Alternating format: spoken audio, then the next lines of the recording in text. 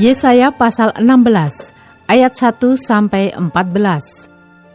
Mereka mengirim anak domba kepada pemerintah negeri dari Sela melalui padang gurun ke gunung Putri Sion, seperti burung yang lari terbang dan isi sarang yang diusir. Demikianlah anak-anak perempuan Moab di tempat-tempat penyeberangan sungai Arnon. Berilah nasihat, pertahankanlah hak, jadilah naungan yang teduh di waktu rembang tengah hari. Sembunyikanlah orang-orang yang terbuang. Janganlah khianati orang-orang pelarian. Biarkanlah orang-orang yang terbuang dari Moab menumpang padamu. Jadilah tempat persembunyian baginya terhadap si pembinasa. Apabila penggagahan sudah berakhir, pembinasaan sudah lewat, dan orang lalim sudah habis lenyap di negeri, maka suatu tahta akan ditegakkan dalam kasih setia, dan di atasnya dalam kemah Daud akan duduk senantiasa seorang hakim yang menegakkan keadilan dan yang segera melakukan kebenaran. Kami telah mendengar tentang keangkuhan Moab, alangkah angkuhnya dia, tentang kecongkaannya, keangkuhannya dan kegemasannya, dan tentang cakap anginnya yang tidak benar.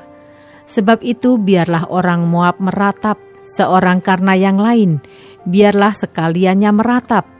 Mengingat kue kismis Kirhareset, biarlah mereka mengaduh dan hancur luluh sama sekali. Sebab kebun-kebun Heshibon dan pohon anggur Sibma telah merana.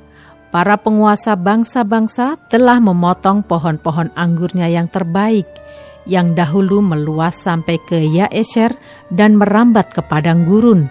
Ranting-rantingnya berserak sampai ke seberang laut. Sebab itu aku turut menangis dengan Yaeser karena pohon anggur Sibma. Aku mau membasahi engkau dengan air mataku, hai Heshibon dan Eleale.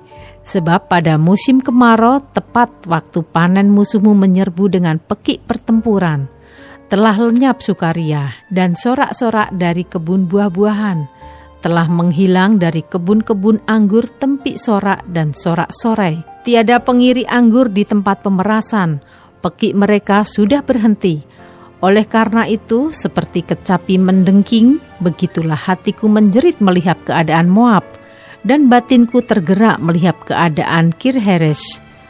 Maka sekalipun Moab pergi beribadah dan bersusah payah di atas bukit pengorbanan dan masuk ke tempat kudusnya untuk berdoa, ia tidak akan mencapai apa-apa.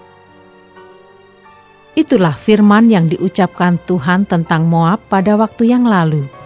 Maka sekarang Tuhan berfirman, dalam 3 tahun menurut masa kerja prajurit upahan, maka kemuliaan Moab serta dengan keramaiannya yang besar akan menjadi kehinaan, dan orang yang tertinggal akan sangat sedikit dan tiada berkuasa.